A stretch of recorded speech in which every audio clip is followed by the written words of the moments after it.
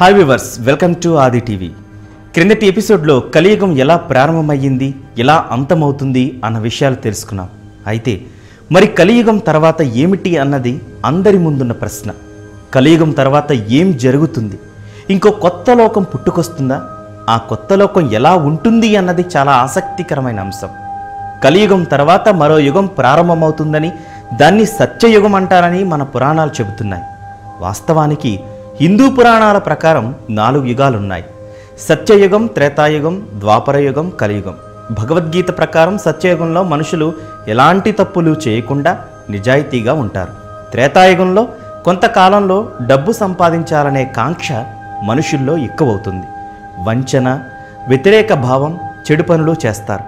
ఇలా మానవుల పాపం విపరీతంగా పెరిగిపోయిన తర్వాత కల్కి అవతారమైన విష్ణువు చేతల్లో కలియుగం అంతమవుతుందని పురాణాలు చెబుతున్నాయి. ప్రస్తుత తరుణంలో ఒక మనిషి ఆయుర్దాయం ఎంతో మనకు తెలుసు కదా.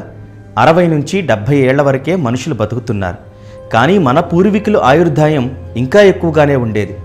ఒక్కొక్కరు ఎంత లేదన్నా 100 నుంచి 120 సంవత్సరాల వరకు బతికేవారు.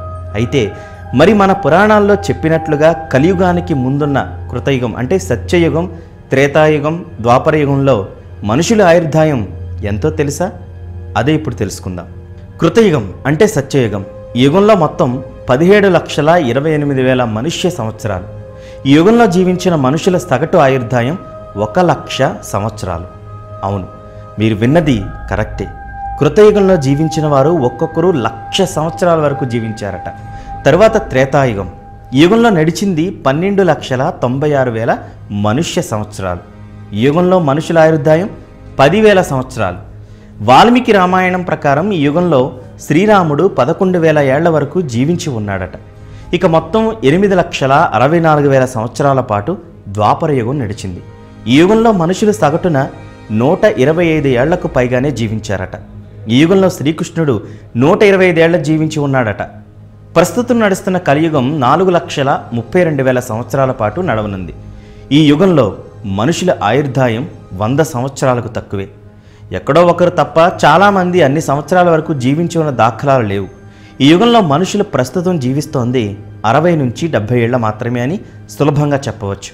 అయితే కలియుగం అంతమయ్యే వరకు మనుషుల సగటు జీవితకాలం ఇంకా పడిపోతుందట. అప్పటికి మనుషులు కేవలం 12 సంవత్సరాల పాటు మాత్రమే జీవిస్తారట.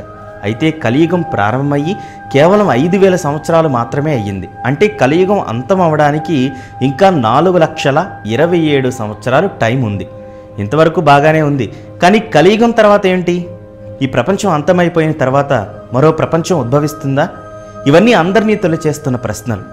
కృతయుగం, త్రేతాయుగం, ద్వాపరయుగం, కలియుగం కలిపి ఒక మహాయుగం. కలియుగం అంతమైపోయిన తర్వాత కృతయుగం అంటే సత్యయుగం మొదలవుతుందని పురాణాలు చెప్తున్నాయి. ఈ యుగంలో నారాయణుడు లక్ష్మీ సహితముగా భూమిని పరిపాలిస్తాడట. ఈ యుగంలో ధర్మం 4 పాదాల మీద నడుస్తుందంట. ప్రజలు ఎలాంటి ఈతిబాధలు లేకుండా సుఖ సంతోషాలతో వర్ధిల్లుతారట. అకాల మరణాలు సంభవించవట. ఈ యుగంలో చెడ్డవాడు అనేవాడు ఉండడు. అలాగే ఈ యుగంలో మానవులు సంవత్సరాల తరబడి తపస్సును ఆచరించి ఆ తపోఫలంతో నేరుగా దేవునితో మాట్లాడగలిగే శక్తిని కలిగి ఉంటారు. పొరపాటును కూడా అబద్ధాలాడరు, సత్యాన్ని వేడరు. ఈ యుగంలో వారికి అసలు ఆయుధాలతోనే పనే ఉండదు. ఈ యుగంలో మానవులకి ద్వేషం, స్వార్థం, భయం, దుఃఖం, అసూయ వంటి భావాలు ఉంటాయన్న విషయం తెలిసే అవసరమే రాదట. వ్యవసాయం చేయకుండానే పళ్ళు, ఫలాలు వాటంతట అవే పుడతాయట. ఇక ఈ కాలం వాళ్ళకి కాలాలు కూడా తెలియవు. అంటే ఈ కాలంలో వేసవి కాలం, చలికాలం వంటివి కూడా ఉండవట. కేవలం సత్యయుగం వాళ్ళకి ఉండే ఒకే ఒక కాలం వర్షాకాలం. అది కూడా ఎలా పడితే అలా వర్షాలు కురవవట. మనుషులకి ఎంత అవసరమో అంతే వర్షం పడుతూ ఉంటుందట. ఇక ఈ కాలంలో మనుషుల ఐచ్ఛికమైన సుఖాలు, సరదాల కోసం అరులు చాచరట. నిత్యం భగవంతుణ్ణి ఆరాధించడంతోనే అసలైన ఆనందం ఉందని సత్యయుగం వాసులు బలంగా నమ్ముతారట.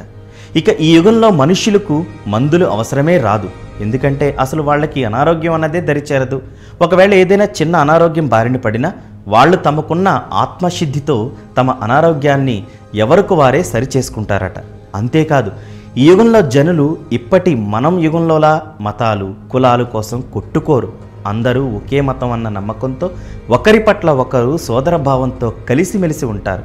ఒక్క మాటలో చెప్పాలంటే ఈ యుగంలో ధర్మం 4 పాదాల మీద నడుస్తుందన్నమాట.